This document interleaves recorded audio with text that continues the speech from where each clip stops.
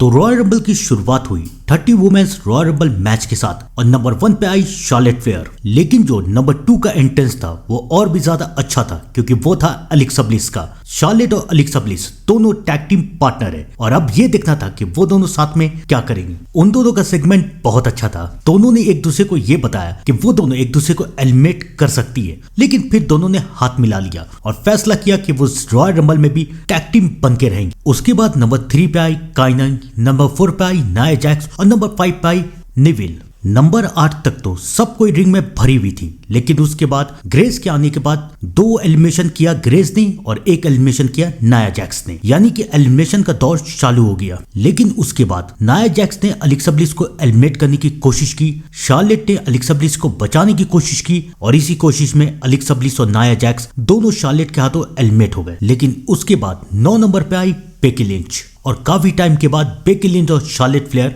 आमने सामने थे। लेकिन सबसे बड़ा एलिमिनेशन हुआ 14 नंबर पे जब नैटालिया ने बेकी लिंच को एलिमिनेट कर दिया। पहले तो दोनों ने टैग टीम बनके मैक्सिन डुप्रे को एलिमिनेट किया, लेकिन उसके बाद बेकी लिंच ने जब नैटालिया को एलिमिनेट करने की कोशिश की तो उल्टा नैटालिया ने बेकी लिंच को एलिमिनेट कर दिया। और उसके बाद 14 नंबर पे आई लिव मॉर्गन। 22 नंबर तक रॉयल रंबल के रिंग में 2 टीम बन चुकी थी, आयो स्काई और रिया रिप्ले की और जजमेंट डे। इस रॉयल रंबल में निकी बेला और ब्री बेला दोनों रिटर्न आई और नंबर 30 पे आई टिफी स्टैटन। इस मैच में लैश लेजेंड ने बहुत अच्छा खेला, लेकिन उन्हें एलिमिनेट किया रिया रिप्ले ने और फिर रिया को एलिमिनेट किया रकेल ने और रकेल को एलिमिनेट किया उनकी पार्टनर लिव मॉर्गन ने। और आखिरकार रूका और टिफनी को बाहर करके लिव मॉर्गन बन गई 2026 की रॉयल रंबल विनर। गुंथर और एजे स्टाइल का रीमैच हो रहा है इस शर्त के साथ कि अगर इस मैच में एजे स्टाइल हार जाते हैं तो एजे स्टाइल के करियर यहीं पर खत्म हो जाएगा।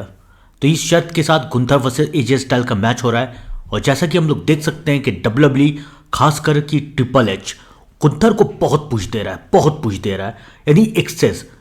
उसके पुश की सबसे ज़्यादा हद यह है कि जॉन सीना जो कि आज तक कभी टैप आउट नहीं किया है, जब से John Cena hustle loyalty respect बन के आए हैं। पहले भी किए थे टैप आउट जॉन सीना ने, लेकिन वो बहुत पहले की बात है। कट एंगल के साथ टैप आउट किया था जॉन सीना ने, लेकिन वो 20-30-25 साल पहले का बात था जब John Cena main event star नहीं बना था। लेकिन जब से John Cena main event star बना था, never give up, hustle loyalty respect ये सब इस्तेमाल करने लगे थे जॉन सीना, तब से जॉन सीना ने अब तक टैप आउट नहीं किया था। पास आउट भले ही हो गए थे लेकिन टैप आउट अभी तक नहीं किया था।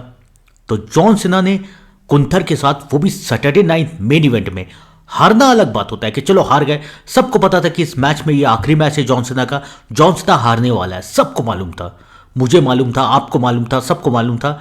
लेकिन किसी को ये उम्मीद नहीं था कि जॉन सीना टैप आउट करेगा। जॉन सीना के टैप आउट करने का मतलब कि जॉन सीना ने अपना पूरा टॉर्च गुंथर को पास कर दिया। और ये क्लियर सा मतलब ये भी है कि डब्ल्यूडब्ल्यूई गुंथर को पुश दे रहा है। अगर गुंथर को पुश ना मिलता तो जॉन सीना अभी तक टैप आउट नहीं करता। वो सब ठीक है, चलो ठीक है, गुंथर टैप आउट करवा दिया जॉन सीना को, चलो बर्दाश्त कर लिए किसी तरीके से। लेकिन उसके बाद रॉ में एजे स्टाइल के हाथों गुंथर टैप आउट कर देता है। भले ही रेफरी नहीं दिखा, लेकिन गुंथर टैप आउट तो किया है ना, गुंथर टैप आउट किया। याद करो जब ब्रॉक लेसनर और अंडरटेकर का मैच हुआ था और ब्रॉक लेसनर को पूरा पुश मिल चुका था अंडरटेकर की स्टिक तोड़ने के बाद, तो उसके बाद से ब्रॉक लेसनर ने टैप कहां किया है। हाँ, कई साल के बाद बॉबी लैशली के सामने किया था, लेकिन उससे पहले ब्रॉक लेसनर ने टैप कहां किया। जब ब्रॉक लेसनर को यह दिखाया जा रहा था कि भाई ये जायंट है, ये मॉन्स्टर है, इसके सामने कोई नहीं टिक सकता, तब ब्रॉक लेसनर ने टैप आउट कहां किया था। उल्टा अंडरटेकर ने ब्रॉक लेसनर के सामने टैप आउट कर दिया था। वो भी रेफरी ने नहीं देखा था, वो अलग बात है। लेकिन ब्रॉक लेसनर पास आउट हो गया, लेकिन टैप आउट नहीं किया ब्रॉक लेसनर ने। पूरा एकदम ब्रॉक लेसनर ने अपना बना के रखा कि भाई मैं मॉन्स्टर हूं, जायंट हूं, बीस्ट इनकार्नेट हूं, मैं किसी के सामने टैप नहीं करता। लेकिन गुंथर वाला केस समझ में नहीं आया कि भाई एक जॉन सीना को टैप आउट करवा दिया और उसके बाद जस्ट एक महीने का इंतजार भी नहीं हुआ कि जस्ट एजे स्टाइल के सिग्नेचर मूव से टैप आउट कर दिया, जिससे लगभग कोई टैप आउट नहीं करता है। वो भी उसका फिनिशिंग मूव नहीं है एजे स्टाइल का, एजे स्टाइल का है सिग्नेचर एजे स्टाइल का, उसमें वो टैप आउट कर दिया गुंथर ने। चलो ठीक है, यानी कि ये देख के लग रहा है कि ट्रिपल एच पता नहीं कौन सी स्टोरी लाइन चला रहा है, कैसे चला रहा है, गुंथर को इतना पुश क्यों मिल रहा है, क्योंकि पब्लिक कभी गुंथर को एक्सेप्ट करेगी ही नहीं। गुंथर में वो बात है ही नहीं कि गुंथर अब कल को जाके गुंथर किसी को भी टैप आउट करवा देगा। रोमन रेंस को टैप आउट करवा रहा है, ब्रॉक लेसनर को टैप आउट करवा दे रहा है। और वैसे भी गुंथर का नाम रखा गया है करियर डिस्ट्रॉयर, यानी कि करियर खत्म करने वाला। अब गुंथर बन चुका है। पहले गोल्डबर्ग का करियर गया, ठीक है, जॉन सीना का करियर गया, और अब रॉयल रंबल में आज एजे स्टाइल का करियर जाने वाला है। एजे स्टाइल चाहे पास आउट हो या टैप आउट करे, गुंथर एजे स्टाइल को हराने वाला है। लेकिन यहां पर गुंथर का पुश रुकेगा नहीं, गुंथर का पुश और आगे जाएगा। कैसे, बताता हूं। गुंथर वर्सेस ब्रॉक लेसनर का मैच रेसलमेनिया में होगा ही। गुंथर एजे स्टाइल को हराने के बाद गुंथर जाएगा रॉयल रंबल में। गुंथर और ब्रॉक लेसनर का फेस ऑफ होगा रॉयल रंबल में। एक बार पहले भी हुआ था, लेकिन उस टाइम तो फिर ब्रॉक लेसनर डब्ल्यूबीसी से चले ही गए थे। उस टाइम भी प्लान था कि रेसलमेनिया में ब्रॉक लेसनर वर्सेस गुंथर का मैच होगा, लेकिन वो हो नहीं पाया। लेकिन इस साल गुंथर और ब्रॉक लेसनर का फेस ऑफ रेसलमेनिया में 100% होने वाला है। और रॉयल रंबल में दोनों का फेस ऑफ होगा। शायद गुंथर ब्रॉक लेसनर को बाहर कर दे या ब्रॉक लेसनर गुंथर को बाहर कर दे, कुछ भी हो, दुश्मनी की शुरुआत यहीं से हो जाएगी। और सबसे बुरी बात यह लग रही है ना कि अब गुंथर ब्रॉक लेसनर को भी टैप आउट करवाएगा, यानी कि कोई बच ही नहीं रहा है। ट्रिपल एच इतना जो सारे सुपरस्टार, सारे लेजेंड्स को खत्म कर रहा है, मुझे समझ में नहीं आ रहा है क्यों भाई। गुंथर को इतना पुश क्यों मिल रहा है? ब्रॉक लेसनर भी गया जाएगा, ब्रॉक लेसनर भी जाने ही वाला है, रेसलमेनिया में टैप आउट करेगा। और बीस्ट एक हारना अलग बात है कि चलो हार गया, पिन हो गया, पिन तो सबका होता है, ब्रॉक लेसनर का भी पिन हो चुका है, कोई बात नहीं। लेकिन एक टैप आउट यानी कि सबमिट के एकदम खत्म, खलास, यानी कि अब मैं कुछ नहीं कर सकता तुम्हारे सामने मैं हार मानता हूं। गुंथर का यार, गुंथर, आर यू सीरियस? इतना बड़ा स्टार गुंथर, देखो सीरियसली मुझे नहीं लगता। गुंथर एक एवरेज, ठीक है, एवरेज तक ठीक है, लेकिन इतना जो पुश मिल रहा है गुंथर को, मुझे नहीं लगता कि इतना पुश गुंथर संभाल पाएगा। डब्ल्यूडब्ल्यूई फैंस एक्सेप्ट नहीं करेंगे। अगर आप लोग एक्सेप्ट कर रहे हो तो बोलो भाई, लेकिन मैं तो एक्सेप्ट नहीं कर पा रहा हूं गुंथर को, कि गुंथर कल को जाके रेसलमेनिया में अगर ब्रॉक लेसनर के साथ उसका मैच फिक्स हुआ तो गारंटी है कि रेसलमेनिया में गुंथर ब्रॉक लेसनर को हराएगा।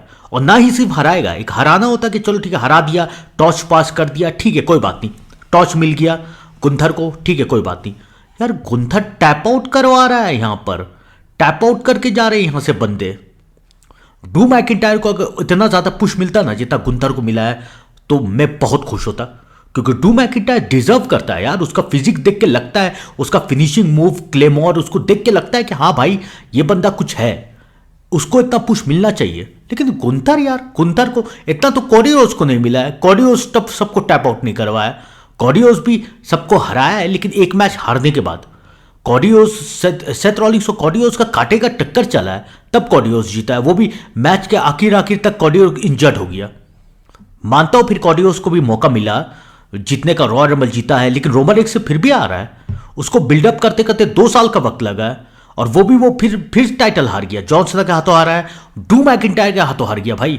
और ब्रॉक लेसनर और उसका फ्यूड चला था तो वो भी एक मैच हारा था, दोनों के बीच में चली थी बराबरी की जंग, हारा था। गुंथर तो भाई लाइन से टैप आउट करवाते हुए जा रहा है भाई। और कॉडियोस रोज लग रहा था यार, मेन इवेंट सुपरस्टार कॉडियोस लग रहा था, लेकिन ये गुंथर यार, गुंथर जो रेसलमेनिया में जे उसोस के हाथों अपनी फिनिशिंग मूव से टैप आउट कर दिया भाई। गुंथर वही है ना जो अपने फिनिशिंग मूव से टैप आउट करके आ रहा है जे उसो। तुम लोग चाहे कितना भी कमेंट में कर लो कि नहीं भाई गुंथर को पुश मिलना चाहिए, ये करना चाहिए, वो करना चाहिए, कुछ भी बोल लो, लेकिन गुंथर वही है ना जो कि जे उसो के हाथों अपने ही फिनिशिंग मूव से टैप आउट करके निकला है गुंथर बाहर। और उसके बाद डायरेक्ट इतना पुश गुंथर को कि जॉन सीना को टैप आउट करवाया डायरेक्ट। रेसलमेनिया के बाद तो फिर वही ना गया था गुंथर, पैट मैककेफे से मैच किया था वो अलग बात है, लेकिन उसके बाद तो वही last time is now tournament में गया था ना गुंथर। और उसके बाद जॉन सीना को डायरेक्ट टैप आउट, और आज एजे स्टाइल का करियर खत्म होगा रॉयल रंबल में। और अगर रॉयल रंबल में एजे स्टाइल गलती से जीत जाते हैं या गलती से गुंथर टैप आउट कर देता है ना, तो समझ लेना पूरा रॉयल रंबल बर्बाद है। कैसे, मैं बता रहा हूं। अगर गुंथर एजे स्टाइल के सामने हार जाता है तो इस बात की गारंटी हो जाएगी, गारंटी का 80% हो जाएगी कि गुंथर जाने वाला है रॉयल रंबल में, और रॉयल रंबल को जीत के वापस आने वाला है। और उसके बाद गुंथर करेगा मेन इवेंट। भाई ये तो फिर बवाली है कि यार गुंथर को रॉयल रंबल जितवा दोगे यार तुम लोग। गुंथर को तो मत जितवाओ यार। जॉन सीना का करियर खा गया। इतना जो मेहनत किया जा रहा है गुंथर के ऊपर, मुझे नहीं लग रहा है कि इतना डिजर्व करता है गुंथर कि जॉन सीना को टैप आउट करवा दिया। अब एजे स्टाइल का करियर खत्म है। ब्रॉक के साथ मैच हुआ तो ब्रॉक का करियर खत्म है। सबका करियर तो खत्म ही हो रहा है। गोलबर्ग का करियर गुंथर से, अच्छा गोलबर्ग का करियर जब गुंथर से खत्म हो गया तो फिर क्या किया गुंथर? कुछ किया? कुछ नहीं किया। क्या कर लिया गुंथर? कुछ नहीं किया। ठीक है चलो ट्रिपल एच दे रहा है, लेकिन अगर वैसे तो गुंथर और एजे स्टाइल में 85% चांस है कि गुंथर ही जीतेगा, लेकिन अगर गलती से एजे स्टाइल जीत गया तो इसका मतलब साफ है कि 30 मैच रॉयल रंबल मैच में जीतने वाले हैं गुंथर। तो गुंथर और एजे स्टाइल का तो मेरा यही प्रिडिक्शन है। तुम लोग भी अपना अपना प्रिडिक्शन जल्दी जल्दी बता दो कि तुम लोगों को क्या लगता है कि गुंथर और एजे स्टाइल के मैच में क्या होगा, कौन जीतेगा कौन हारेगा।